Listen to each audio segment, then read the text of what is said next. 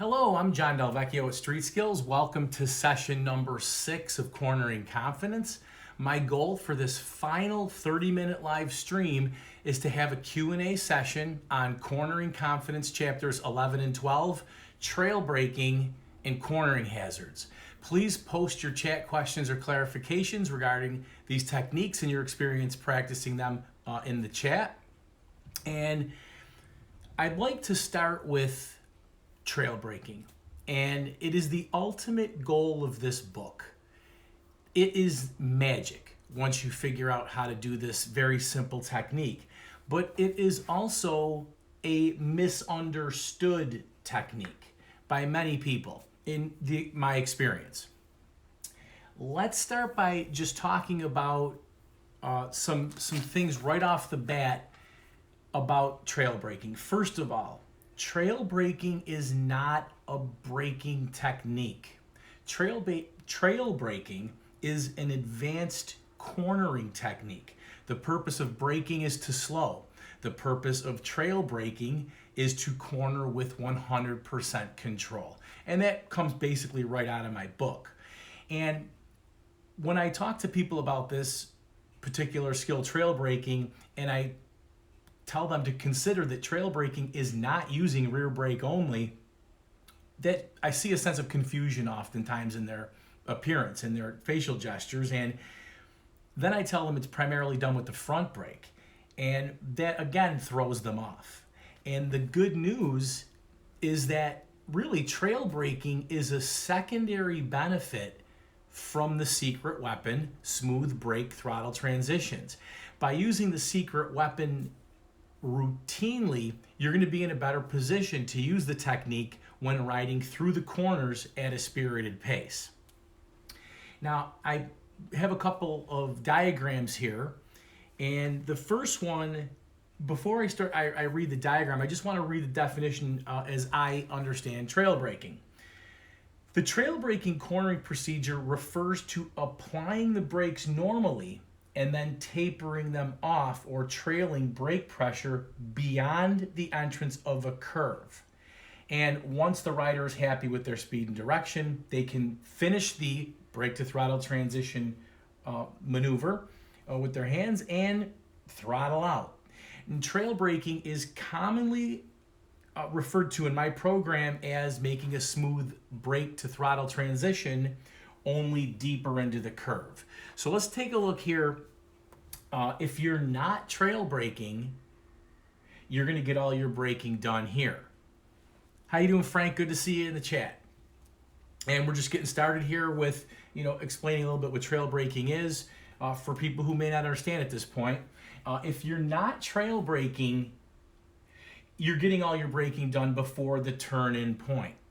Now, what trail braking does is we can actually taper off our brake pressure, so we'll be doing less and less brake pressure until we're happy with our speed and direction. So you could say we're coming into this turn a little bit faster here, and we want to slow until that optimal point where we're in full control. We have that instant reaction time to power out. Now, this is the general idea. So not trail braking, you're finishing all your braking here. Trail braking, you're carrying some into the corner. Now, trail braking solves what I call the big four cornering problems: anxiety, excessive speed, steering mistakes, and loss of traction. And these are things that can really take a hit on your confidence. And I do see LTs here. Good to see you again, Lady Tao. And we just finished kind of talking about that there, but now I'm going after those big four cornering problems. Let's start with the first one, which is anxiety. Now, when we have anxiety, what that really means is there is a period of time between turning in and the slowest point of the turn, which we really don't know where that is yet. Now, if we're going at a very conservative pace, we know the slowest point of the turn is right here at the beginning and we need to throttle out. But this is a sport riding sort of technique. which can be used in non-sport bike riding style situations. It's just that when we're going slower, we can make that transition here at the entry point. But when people are hauling around and they're trying to make time in those corners, and they let all their braking, they finish their braking here, I call it the guessing game. We don't know if we guessed right, and this is a period of anxiety that can cause real trouble for people. Now, the next image kind of talks a little bit more about that. We're going to move on to the excessive speed solution that trail braking provides. Now, we have talked in the past about your speed equals your radius. And we know that a faster speed, the slighter our arc must be, the lower the speed, the sharper our arc can be. And we can't beat that. We can't beat those physical properties. So the slowest point when you're riding at a slower pace, which could be any of us at any time, is probably going to be here at the entry point of the turn. But at a faster pace, this will not be the slowest point of your turn. You're actually going to find it somewhere here in the middle.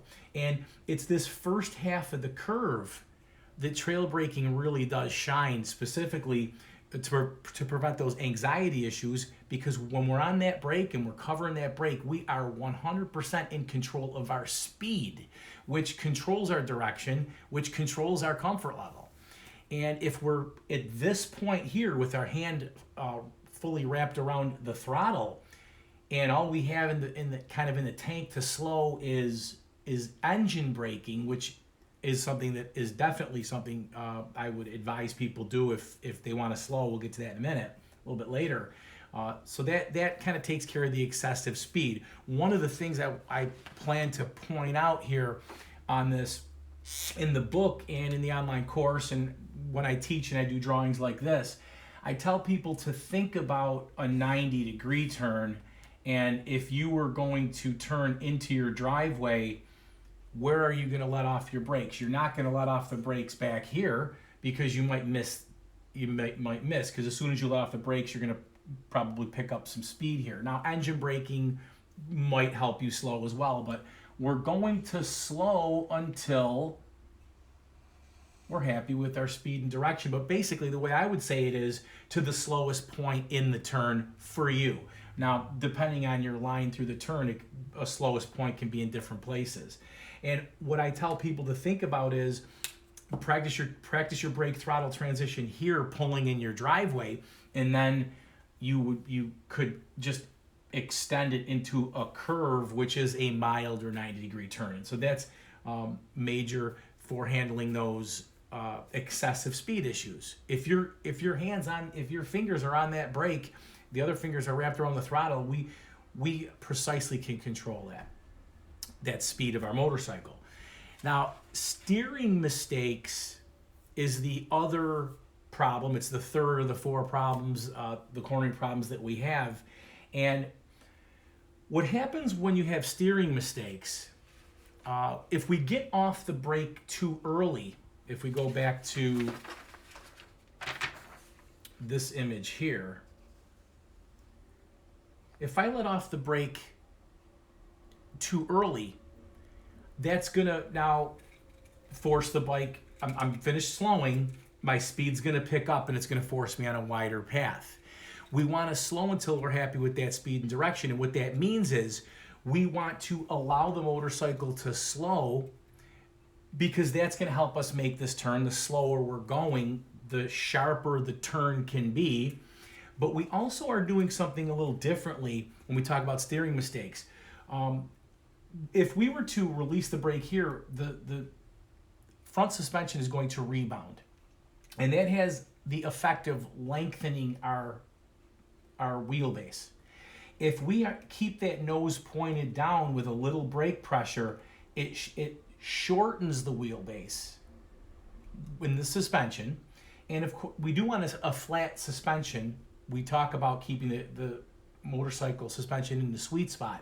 But when we corner, we want a slight bias forward because we want to shorten that wheelbase with the compression of the forks, and that's going to help us make that turn. So as we brake, we're slowing, which allows the turn to happen better, and the steering geometry just facilitates that whole process.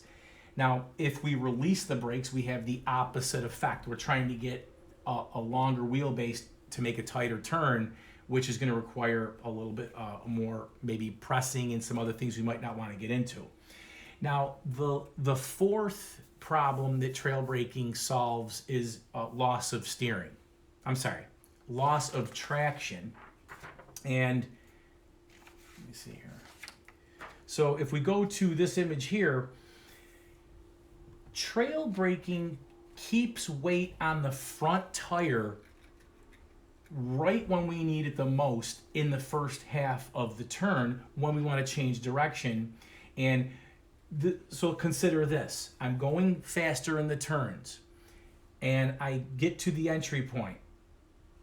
If I release the brakes here at a faster pace, remember, if it's appropriate, the speed for the brake throttle transition here, we do it. We always make the brake throttle transition where we need that to occur timing wise. And it all depends on our corner entry speed and the actual radius of the corner. But let's say we're going faster through this turn with our buddies and we get to this point. If I release the brakes here after putting weight on the front tire and I release the brakes, that's going to pull the forks a little bit up. They're going to rebound, and that's going to lift that front tire out of the actual surface of the road right when we need it to change that steering and direction. So it's better for us to put more of the traction distribution up front. Okay, we don't want to go crazy. So I want to keep a pretty flat chassis because we don't want this to lift so that we kind of lose traction in the rear. That will be a big problem as well. It's as big a problem losing the rear here as it is the front. So we're going to keep a slight bias forward, and we're going to get that contact patch larger, which has a more weight distribution between the two, and then it's going to allow us to grind the rubber into the asphalt and help us make that turn and right when we need it. And that's why, again, if we're trail braking, we have that nose pointed down until somewhere near the apex of the turn. Now, we're doing quite nicely here. I wanted to keep this to about 30 minutes, and I'm about halfway through with that. Do you guys have any questions about anything that I've said there about the Big Four? Any confusing things that maybe you saw in the book or the online course or other videos I put out there, or something I said right now that might need a little clarification? So what I usually will tell people at this point is they have been trail braking all along if they've been doing smooth brake throttle transition. That's the general idea, is to just have that hand ready to go. A lot of times I'll see pictures of people on the tail of the dragon or something, and I don't see that the first two fingers, at least at the ready in the secret weapon hand position. And I think to myself, boy, if this thing tightens up on them, which we're going to get to in a minute, they're not going to really be able to handle that as easily as if they were controlling their speed to the slowest point for them. As far as things to practice, what I, in the action items, what I ask people to think about is to do a brake throttle transition on a sweeper. Just do brake throttle transitions on a sweeper. Try to carry your brakes into the turn.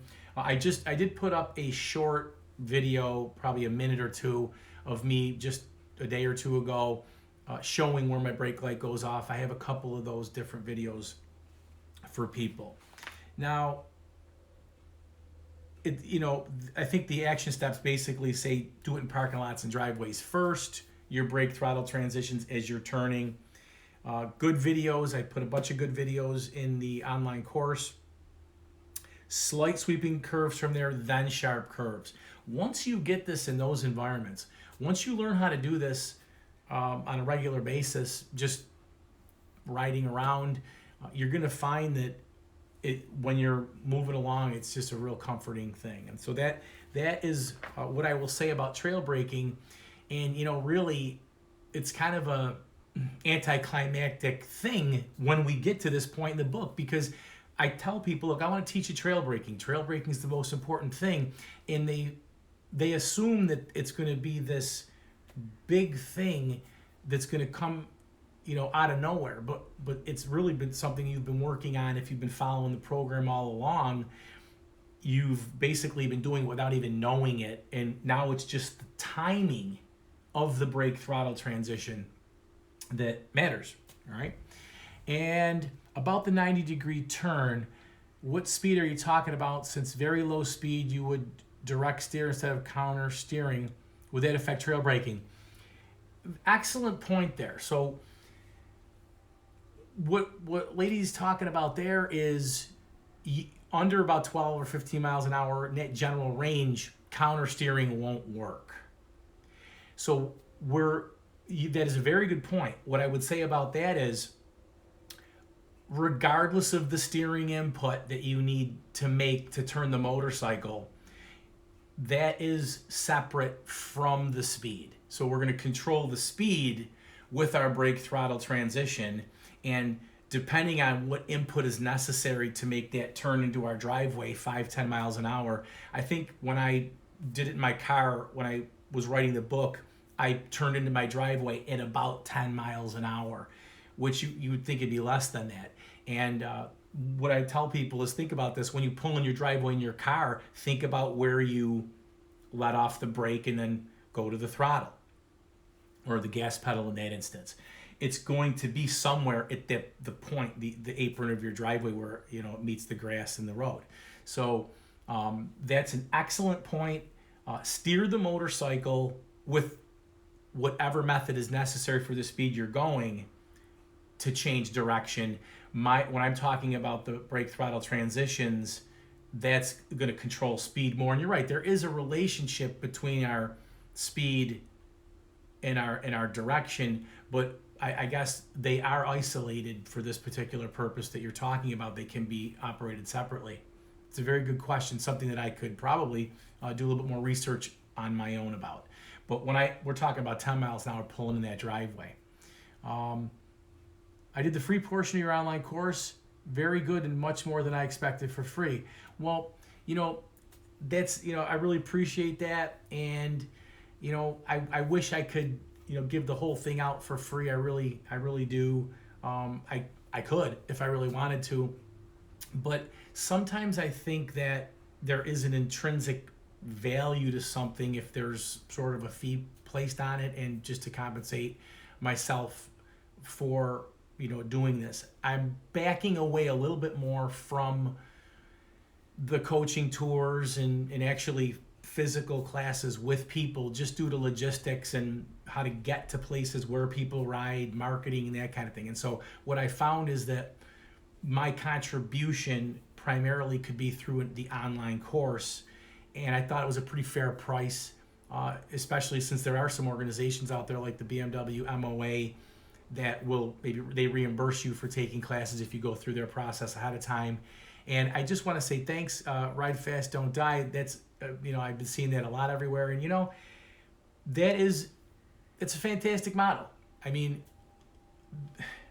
I don't want to sound curt, if you will, but I like to ride fast. Other people like to ride fast, and we don't want to die. So I think that that's a very straight to the point idea.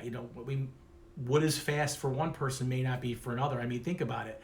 I mean, crash tests for automobiles are done at 35 miles an hour, and that they do some serious damage. Now, how often do people ride a motorcycle over 35 miles an hour? So, I think that's an interesting term, avatar name. I do see that. I really have put in a lot of of energy into it, but we can get back to something else. I really want to get on to the next topic there. I will say this live Q&A system that I've been putting together, or the series, has been excellent. It's helped me present the information. It's helped me explain the information. People are coming up with great questions. And this is something that I miss. The local BMW dealership closed in my town, and it's been about 2 years now. And I used to enjoy giving talks there. I actually traveled to Frontline Eurosports in Roanoke to give a presentation. 8 hours away, I was actually running some coaching tours down there last summer. And I just enjoy this. It does help me when I get the questions from people. If I don't know the answer, I look for the answer, but also it may help me come up with a better way to communicate something. And I really do appreciate people tuning into these Q&As, and who knows where it's going to go from here. It would be nice if I could get more of a dialogue going and see people, but who knows where technology is going to take us in the next few years. Now, I'm going to move on to cornering hazards, and I'm really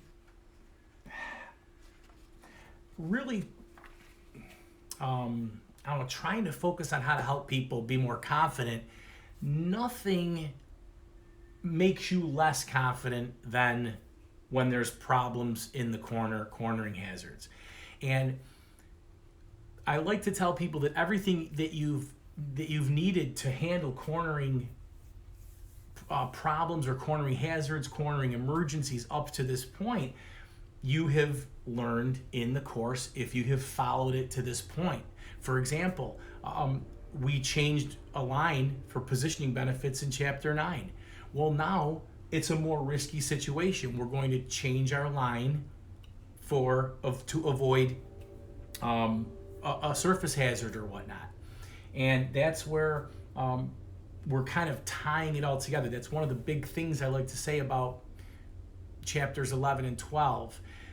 We've learned things in isolation up to this point, but the whole idea is that we use them together is sort of like a symphony when we're out there, and we don't rely on one thing or the other. We kind of use them together.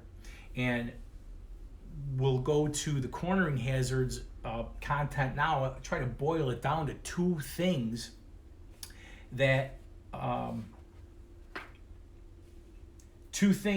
we would consider the biggest cornering hazards: going too fast and surface problems. Now, surface problems can be the roads broken up. Surface problems can be the roads it's wet.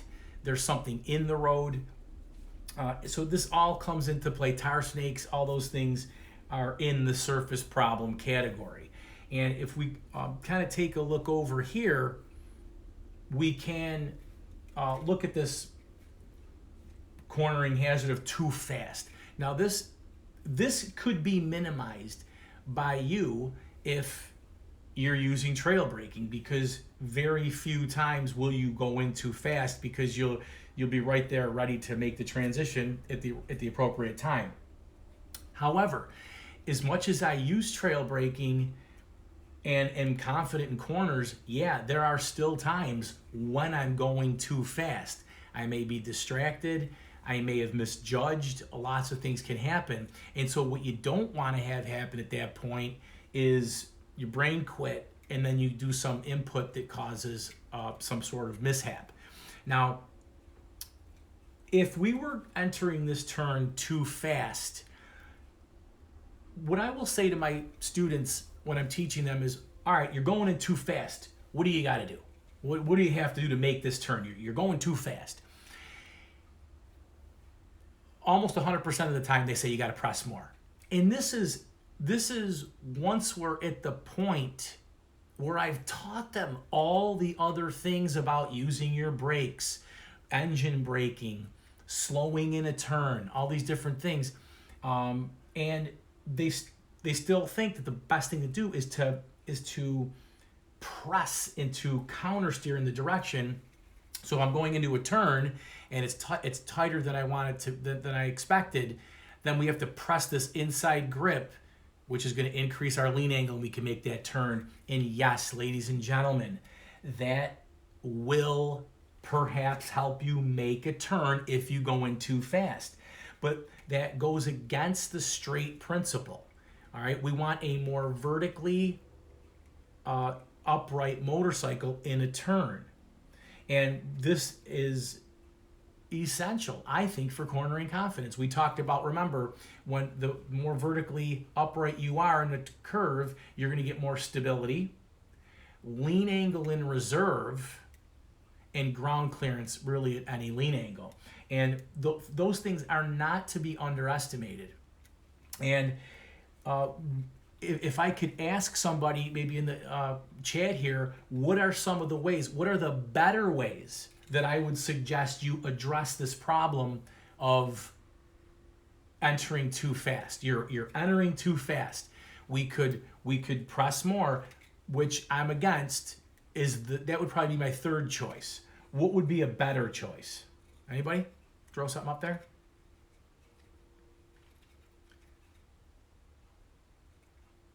Now, while I'm maybe waiting for something, if there's a little latency sometimes, if I'm going too fast, what's going to slow me down? Well, I can actually roll off the throttle. And what's that going to do?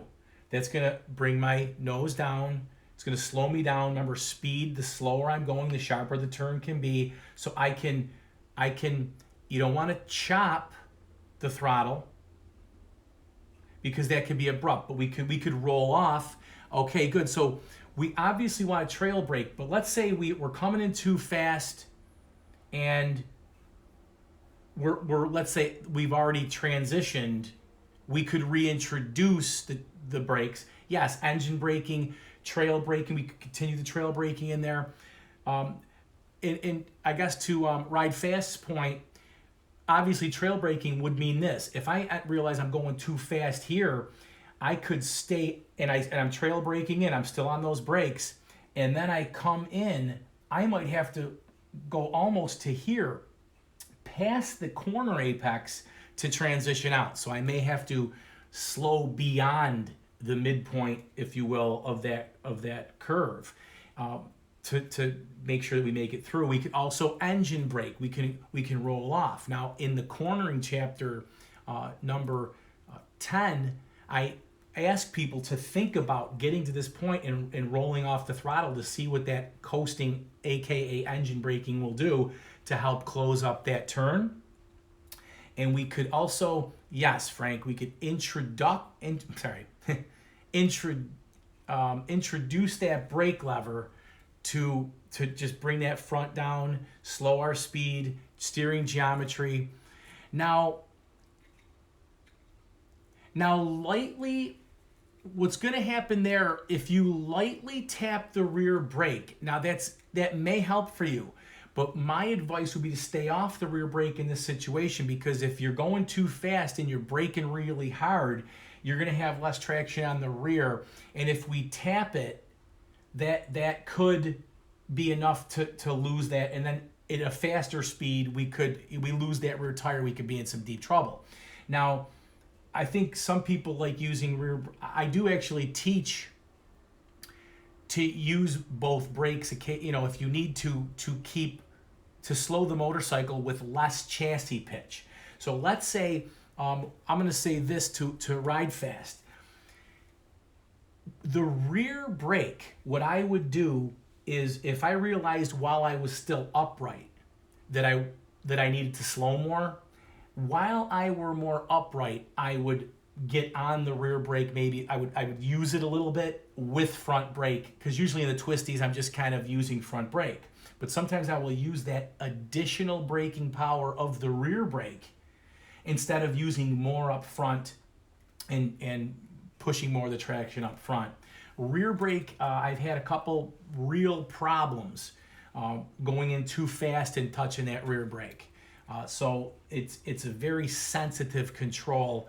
And one of the videos I have about controls, one of the things you might want to think about this, if you do like to use rear brake when you're in the twisties, try to adjust your brake pedal a little bit lower than the peg. So if we have, we have, this is our foot on the peg and we put our brake pedal here. If the pedal's high, we're going to get too much leverage on it. You may want to adjust the brake pedal below, so we have to flex the foot more down, and that would encourage a lighter press of that brake pedal. And so that, you guys got it. Just remember, you have rolling off the throttle, you have introducing a little brake light pressure, and you also have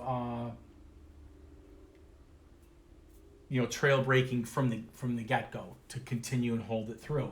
And I do use these. I use these techniques often. I wouldn't say so often that I should be alarmed. I mean, if you're going in too fast and you're experiencing panic, that you have to reassess your riding, because this should be a very rare situation where you think that you're going to have some issues. Now, of course, definitely lean off the bike more. Yeah, so what we want to do is, here's where we get into trouble with that ride fast. We want to pre-position our body before we enter. The reason for that is, if I'm already kissing the mirror and I'm in the turn, I don't have to make that body position adjustment while the motorcycle is leaned. And I can get maximum straight principle or lean more with handlebar press, not having to move my body at the time when I really don't want to upset the apple cart or the suspension, if you will. And that's another reason why we sometimes, maybe I'm kissing the mirror, I'm, leaning in my body more than is necessary. And that brings up a really good point. Sometimes people will say, geez, why are you leaning so much? Why are you inside so much? We're just going through this little strip of twisties here. Well, ride fast, it's kind of because of that reason. If I get into trouble, I can straighten the motorcycle more with just handlebar press than having to get my upper body moved around. And so that's something that you want to keep in mind. But yeah, I mean, we could lean more while we're in the turn, and I have done that. Lean more off the bike, kind of shift my shoulders. That's kind of another technique I talk about when we talk about oscillating and things like that. We can shift. And I think that Frank brings up a good point. So if we're going too fast for this line, right? If we're going too fast for this line here, well, we can oscillate, right? Frank says, hey, we could just change our line, okay, a little bit, and that might help us make this turn because we just changed to a more favorable line, one that doesn't require as much lean angle to make, because there is science behind this that says the faster you're going, the more you need to lean to counteract the forces placed upon you. That's why we don't want to be freewheeling it, so to speak. We don't want to be off the brake before transitioning to throttle while still in gear and just hoping that we slowed enough, right? That could be a real problem for us. Now, you guys did very well on that. We're going to move on to this one now. The last little bit here, and I'll probably try to wrap this up in about 5-10 minutes because I want to keep these things to less than, 30 to 40 minutes. But now this is the big kapow. This is one of the things that you just cannot sometimes, predict is going to happen. Now, when I talk about cornering hazards in my book, I do talk about awareness. I do talk about playing the where is it game. We know there's going to be something in the road. We know there's going to be a pothole in the road. We know there's going to be, name it, there's going to be a problem in our line. So we seek it out. We find it. We located it because we know it's there. In this particular instance, I plopped something right here in the middle of the curve, a surface hazard, pothole, oil slick, tar snake, someone dropped a Frisbee, okay? We have the surface hazards here. Now, what are the things, I'm coming in, this surface hazard's in my line, what am I going to do? What are some of the things that we can do? Some might be similar to the trail braking, or I'm sorry, to the excessive speed that we just talked about. But what are some ones uniquely, what are we uniquely set up to do if we have this cornering hazard? It's in my line is now interrupted by something. Now I can oscillate, all right? I can do a line change. And remember, if you practice these just for positioning benefits, when your reaction time will be better muscle memory. And that's why I like to practice my oscillations just for fun. And one of the most important things, one of the most important things that we can do is practice those oscillations, not only for fun. And one of the things I'll say again about line changes, if there were no surface hazard, a lot of people, out there, there's this impression that if your line isn't perfect, then you're less of a motorcyclist. I don't believe that to be true. I think that we should welcome changing the line. And if you watch motorcycle racers, they're changing their lines all the time.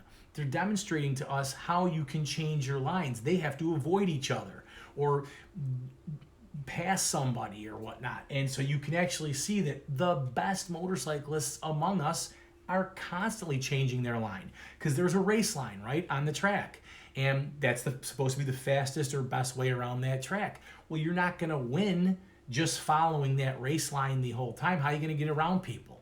So we need to just welcome that. And so with that mindset of allowing for us to change the line, once we see that thing in our path, we're more likely to be able to do a muscle memory move around there. So Ride Fast talks about, first of all, we don't want to make, you put two things up there that were really great. The first one, don't make hasty decisions that will cause an issue. That's right. So we want to be very patient and measured with our responses. We don't want to do anything abrupt, sort of in a panic. That's not going to work for us. But the other thing that you said there, Ride Fast, was just go over it. Now, you haven't gotten to this point in the online course, chapter 12, because you said you did the first two chapters that were there. And what I call this is the do nothing option. And as we're going through the corner, we might see this object, this pothole, this tar snake, and we should practice the do nothing option. And one of the way we can practice this is if there's a shadow on the road, if there's something that's a minor change in pavement color, that like say they filled in a pothole or something, we could try to rehearse this scenario. But yes, you're exactly right. Sometimes the best option is just don't do anything. Just ride over it. And of course, you might get a little wiggle, but the stability of the motorcycle at speed is going to want to continue in the direction that it's going. But yeah, that could be one of the things. I like that a lot. Roll off the throttle and change my line if at all possible. Good. So that's another thing we can do there.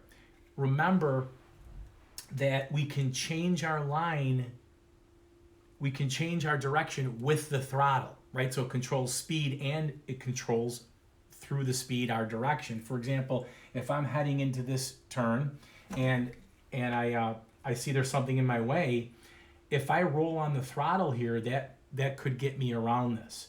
Now, if it's somewhere, let's say over here, or it's in a different spot, if I want to change to the inside, I could roll off the throttle or introduce brake. And those are really the best options. And it's one thing I will say before we kind of wrap it up a little bit here. The trail braking and cornering hazard action items or action steps in the book, they could be problematic for you if you're confused. A lot of people say don't use your brakes in a curve because they're very sensitive. You could overwhelm traction with braking traction that's being now used for turning traction if we introduce the brakes too suddenly. But to Ride Fast point, if we gently make a maneuver right, then we might be better suited for that. Now, I do like straighten the bike, ease up on the lean. We have control because we're on the front brake. Great. See, because remember, Frank, what you're saying there is we're bringing these together in concert. We might have to change that line as we're braking, but we're doing it all smooth, like we talked about in an earlier chapter. And one other point that you talk about straighten the bike,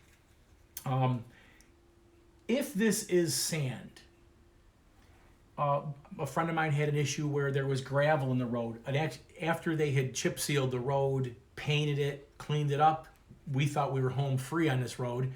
And the grader must have left a nice strip of stone right here in the middle where this dot is. And my friend came flying around the corner, hit this, and went down. And one of the things, he couldn't have seen it. This was a blind turn. It was in his line last second, same color as the road surface. And my friend, he likes to lean. He's a big lean guy. As a matter of fact, he's pictured in the Smoothness chapter. He's one of my great friends. He's an awesome rider. He likes to do a little bit extra leaning. And one of the things, we talked about after, you gotta be sensitive when you talk to people because, hey, that could happen to me. It's hard to really think about what could have saved us in that environment. What that last second when we can't really control everything. Well, the only thing I could come up with, the only solution to that just out of nowhere patch of something like that is a straighter motorcycle. Because if we are as vertically upright as possible, if we are to lose traction, we're more likely to regain traction with less lean angle. The more we're leaning, if we lose traction, the more difficult it is to regain traction.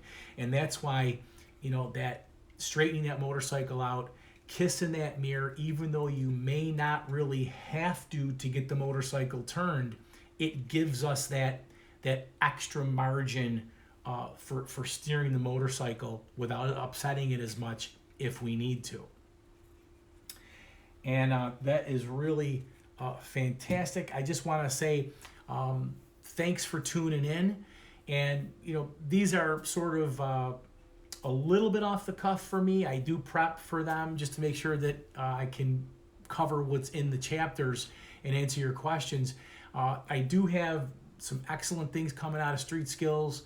The Cornering Confidence online course is doing real well. I'm starting to work with organizations, clubs, and things to see if they want to offer it to their members. I'm trying to get out there. There is a track in Syracuse that's opening Wednesday nights to motorcycles, and so that's about 90 minutes from my house. And I'm thinking about spending some time out there and opening up my track day sort of program again in a more informal way. But if there's anything I can do to help answer your questions, please contact me. And once you're involved with Cornering Confidence and Street Skills, I'm yours. I mean, for basically as long as you have questions, because there will come a time when you master all this, and that time could be different for various different people. Now, I just want to say thanks for joining me tonight. It's never too late to pick up a copy of Cornering Confidence. Excuse me. You can enroll in the online course. Again, everything's at corneringconfidence.com. Please subscribe to my channel. Maybe hit the notifications bell and follow me on social media. Contact me at any time with any questions. And I do appreciate that you're interested in becoming better. I look at what I'm doing as a very specialized, a very niche thing, formula oriented. Do this and you will just feel like a boss out there. And Lady Chow, thank you. Very informative. Thank you so much, Lady Chow. I do appreciate Ride Fast, what you're saying. Thanks for tuning in. And yeah, I got you. So Jeremy, yeah, there you go. But actually, I think your avatar name is just perfect.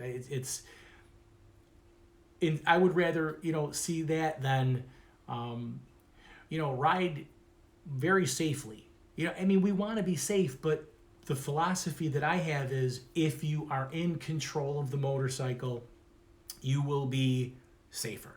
If you're completely clueless, you're going to be dangerous. And I think the more you learn, you can be dangerous as well, because on a final note here, you may get to the point where you become so skilled in the corners that you start to push a little bit more. And it's those times where you got to remember, look, I'm not on a track.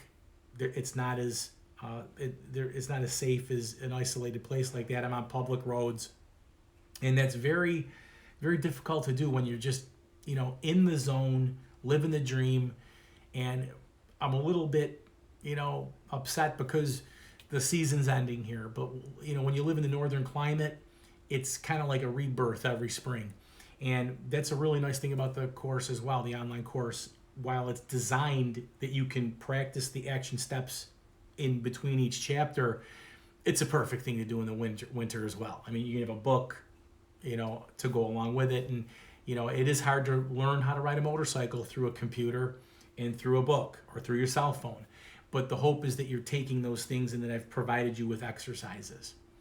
And Ron is here. Good. Ride within your field of vision. Boy, we could continue on all night. And I can't believe how fast a half hour, 45 minutes goes when you're doing these live talks. And, so have a good night. This isn't the end. Hopefully I'll be doing some more of these. I'm not quite sure I'll be doing them weekly for 6 weeks in a row for a little bit. But I do plan on doing more Q&A sessions. And what I might try to do is get questions ahead of time from people so that I can answer them and not have to rely so much on going through my actual course again. Maybe try to take it to the next level for people. So thank you very much. That Sturgis is wonderful. We went before the big rally this year. It was probably, I will tell you this, you have not lived until you ride Chief Joseph Highway and the Beartooth Pass into Montana. Beartooth Pass alone is worth the price of admission to get out there. It is just absolutely gorgeous. And it's in such a remote area, not a lot of people get a chance to go there. I mean, Southern California, Tail of the Dragon. I mean, there's high volumes of population there. So it's kind of tougher to get out to Sturgis in that area there. I strongly encourage people to get out there. So best wishes. Thanks a lot, and we'll catch you soon. Keep in touch.